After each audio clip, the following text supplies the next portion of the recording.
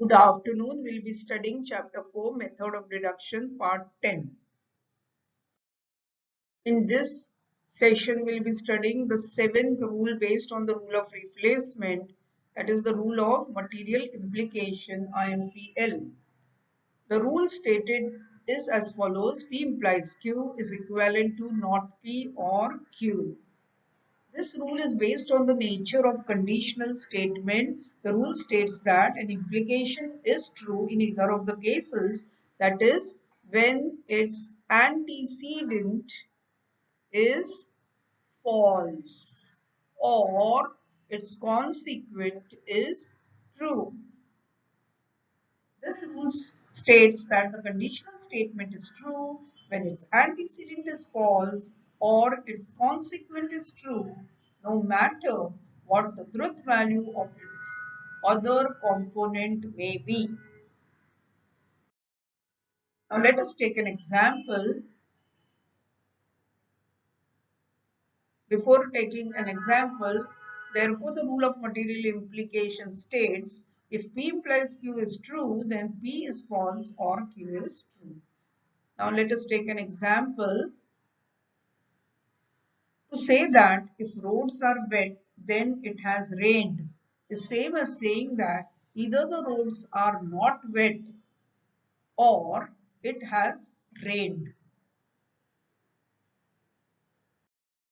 Sixth, this rule of material implication is used to transform the implicative statement into disjunctive statement by negating the left component and vice versa.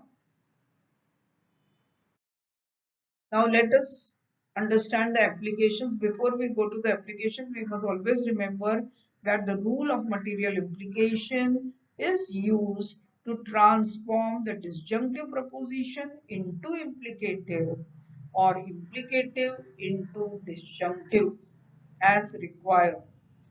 So when the left side is given to you, you can replace it by the right, or the right side is given to you, then you can replace it by the left. Let us see here, Z is common in both the statements, but we cannot apply the rule of HS until and unless both are conditional propositions. So the first is a disjunctive proposition and we can transform it into conditional or implicative by the rule of material implication. When we are transforming the disjunctive proposition into implicative, that time the sign of the left component changes. Means what? If it is affirmative, it will become negative, and if it is negative, then it will be affirmative. So now curl W will become W. Wedge changes into horseshoe Z. Now you can see that 2 and 3, you can apply the rule of HS, for ZZ is common, and we arrive at the next conditional proposition, that is W horseshoe X. 3 and 2 HS. Now we have to interchange the antecedents and the consequents by negating both of them. This rule is the rule of transposition. You can apply the rule of transposition. Both transposition, thus we arrived at the conclusion. Now we come to the next example. See here, there are two conditional propositions given and we want to derive the consequence of both W and Q. But we cannot derive until and unless we have the antecedent with us. We have the antecedents but they are not in disjunctive statement form. What will you do? You will have to transform that implicative statement into disjunctive. There is only one rule and that is the rule of material implication. When we are transforming, the sign of the left component changes. If it is negative, it becomes affirmative, or affirmative then negative. It will be curl S wedge T. First implication. Now you can use the rule of double negation to get S wedge T. Once you have got the antecedents of two conditional statements, you can apply the rule of CD, get the consequence. You can C implies P implies Q and R implies S. P or R, that's a Q H S. S implies W and T implies Q. S or T, S or T, that's a W or Q. Thus, we have arrived at the conclusion by CD. 2 and 4. CD. Now we come to the next. Two conditional propositions again are given here, and what is given? B and D mean the consequence are given. So we can derive the antecedents, but first we'll have to convert them into disjunctive proposition, and that is the rule of De Morgan's. We'll open the bracket. If we have a negation outside it and dot inside, we can apply the rule of De Morgan's. And we'll get curl B wedge curl D, second De Morgan's.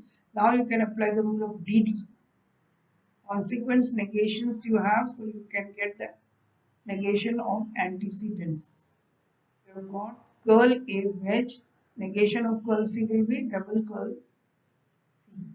Now you can transform the disjunctive proposition into implicative by the rule of material implication.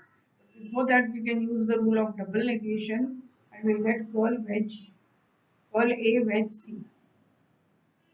Once you have got this, you can now transform it into material implication by the rule of material implication. A horseshoe C, fifth implication, and this is the conclusion which we have arrived at. Now we come to the next. Here, which rule can you apply? Empty, and you will get curl U. Now, what do you want?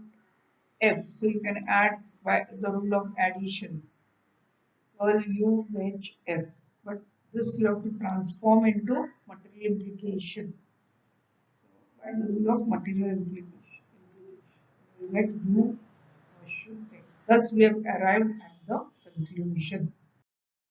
Now we come to the eighth rule, the rule of material equivalence. The rules of material equivalence are as follows. P is equivalent to Q is equivalent to P. If P then Q, and if Q then P. Or it is also equivalent to P and Q, or not P and not Q. First rule states that in a material equivalent or biconditional statement, both the components imply each other. And the second rule is based on the basic truth table of equivalence. It states that an equivalence is true when both its components have equal truth values, that is, both are true or both are false. The second rule states that the truth value of material equivalence or biconditional statement. Now we come to an equivalence is true when both its components have equal truth values, that is when both its components are true or when both our components are false, as we have seen. Now we'll take examples to say that if and only if you have an identity card, then you can enter the classroom is same as saying if you have an identity card, then you can enter the classroom, and if you have entered the classroom, then you have an identity card. It also means that you have an identity card and you have entered the class, or you do not have the identity card and you have not entered the classroom. Let us take the applications. A is equivalent to B, B implies K, therefore curl A wedge K. Now here B and B is common, but both are not conditional propositions, so you apply the rule of equivalence and you will get P implies Q dot Q implies P. So A implies B dot B implies A. Now you can simplify the first conjunct by simplification rule and you will get A implies B. Now B and B is common here. So you can apply the rule of HS and you will get A horseshoe K, 4 and 2 HS. Now you need to transform the implicative statement into disjunctive by the rule of disjunction. By the rule of material implication. Sorry, we cannot transform into disjunction by disjunction. By material implication. We'll get the sign of the left component changes. So it will be equal A, horseshoe changes into wedge, K remains as it is.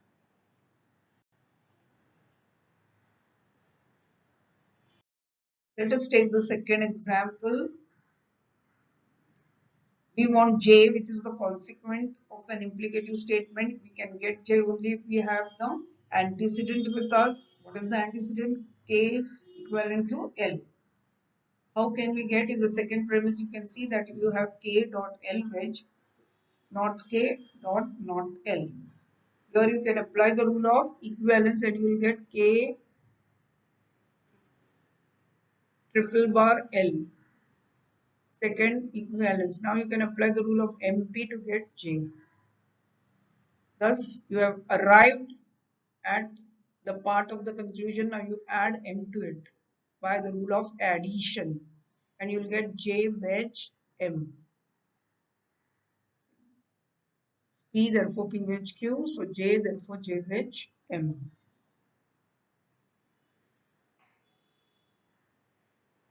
Now we come to the next. Thus we arrived at the conclusion. Other rules we'll be doing in the next session. Thank you.